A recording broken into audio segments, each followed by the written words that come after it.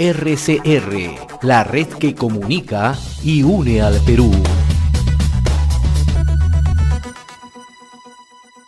Somos RCR, Red de Comunicación Regional. Estamos transmitiendo directamente en nuestra central informativa, plataforma principal, ubicados en Lima, ciudad capital de la República. Vamos a establecer comunicación a esta hora con el señor Juan Paco Acasiete. Él es secretario de Prensa y Comunicación del Comité Ejecutivo Nacional del Sindicato Unitario de Trabajadores de la Educación Peruana, SUTEP.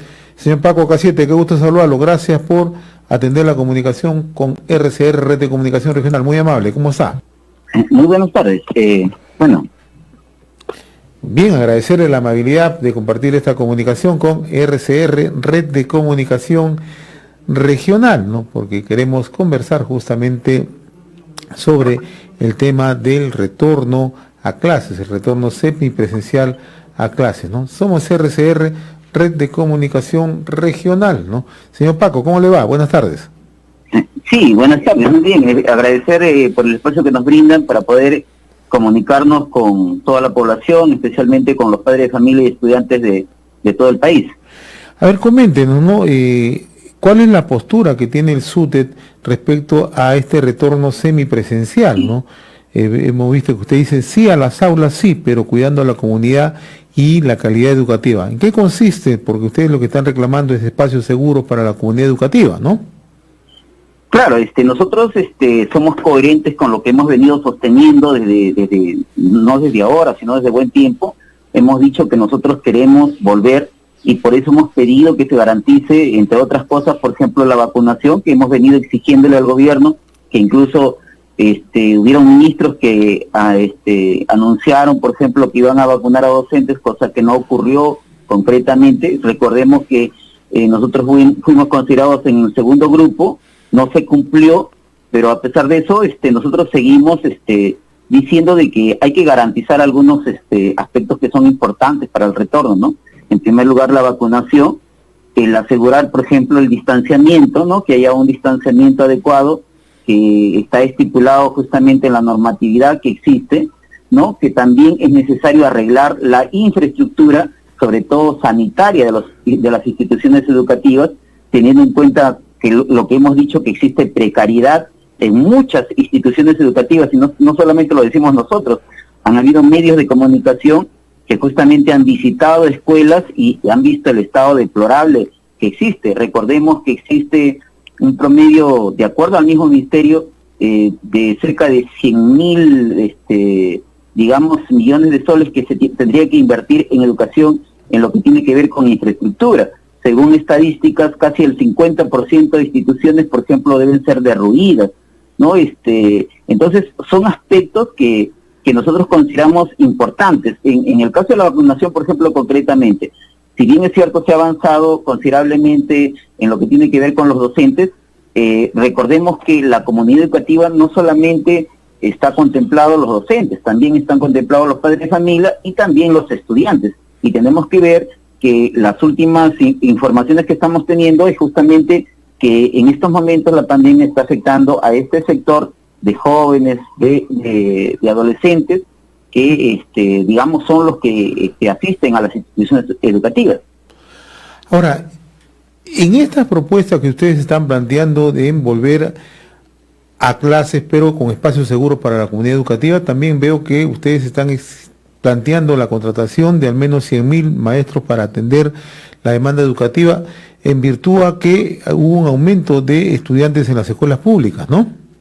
Claro, no solamente porque ha habido aumento en las instituciones educativas públicas, sino también porque para garantizar el distanciamiento es necesario justamente, que haya mayor cantidad de docentes para que se pueda atender, porque recordemos que la presencialidad, ¿qué implicaría? Implicaría desdoblar, un aula de repente en la mitad, en algunos casos hasta en 3 partes, teniendo en cuenta la población que existe en algunos lugares. Recordemos que existen, sobre todo en zonas urbanas, aulas que tienen más de 30 niños, ¿no?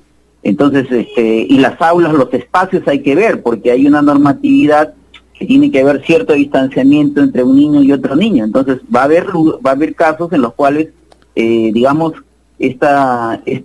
para cumplir con esta normatividad va a tener que el aula partirse en algunos casos en 2 o en otros casos en 3, ¿no? Entonces, ¿cómo atender a esos niños, no?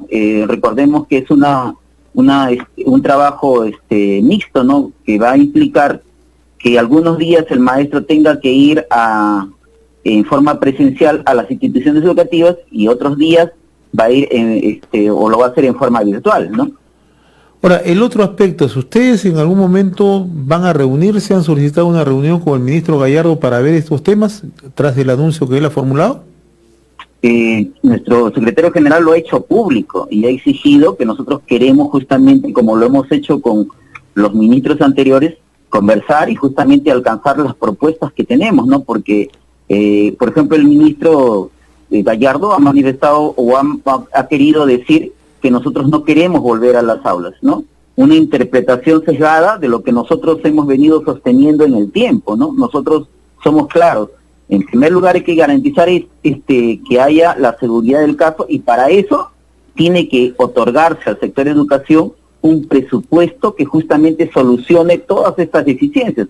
Y lo que nosotros estamos viendo es que en el proyecto de presupuesto que ha presentado el Ejecutivo concretamente con respecto al sector de educación, como ya lo ha dicho nuestro secretario, solamente se está asignando el 4.2% y no el 6% que fue un logro de nuestro gremio sindical en el Congreso anterior y que implica el cumplimiento de un mandato constitucional porque se modificó el artículo 16 de la Constitución. Ahora, lo que usted señala es bastante, creo, pertinente, señor Paco, ¿no?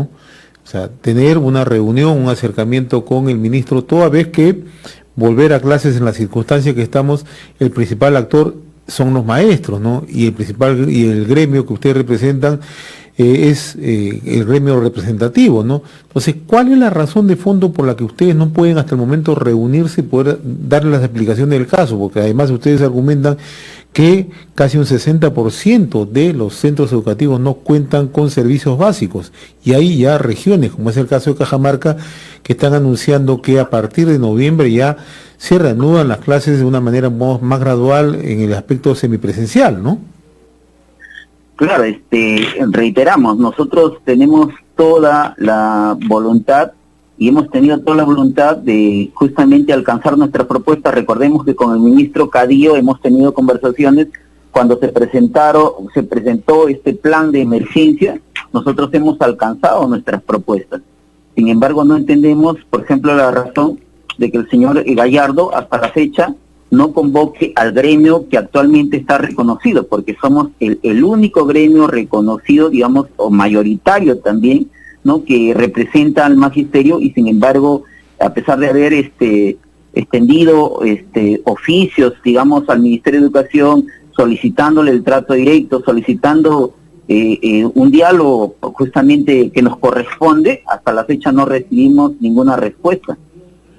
Ahora, otro aspecto ya ingresando a materia ya relacionada a la Ley General de Educación, el ministro Gallardo sostiene que se van a hacer los esfuerzos para alcanzar un nombramiento directo sin evaluaciones, es decir, nombramientos casi automáticos, ¿no?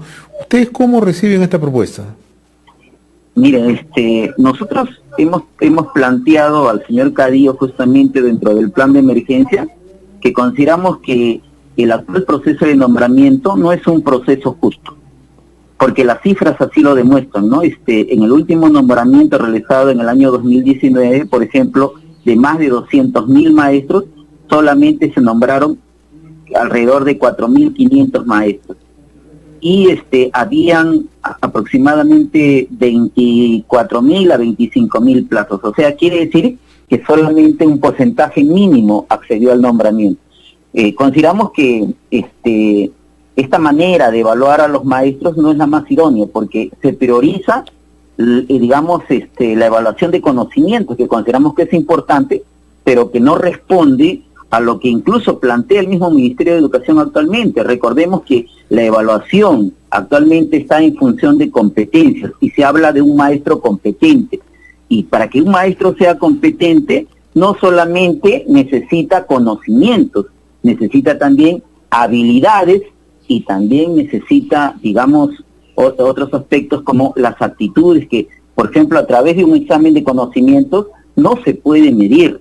Entonces consideramos que eso es injusto, pero yendo a la propuesta del señor ministro, en realidad nos parece un poco absurda, en la medida que se plantean nombramientos automáticos, pero el ministro sabe que eso implicaría o bien derogar la ley de educación, la ley digamos, de reforma magisterial, tendría que modificarse o derogarse también para que pudiera cumplirse, porque actualmente existe una normatividad que justamente nosotros, a pesar de que hemos alcanzado una propuesta, nos han manifestado que la normatividad existe, que actualmente la ley de reforma magisterial plantea una evaluación de este tipo en 2 etapas, ¿no? A través de una prueba única nacional y luego una evaluación descentralizada en las regiones.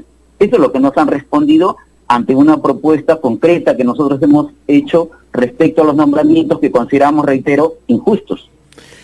¿Y esto qué puede ocurrir, profesora K7? ¿Que puede haber un favoritismo de carácter ideológico de afinidades?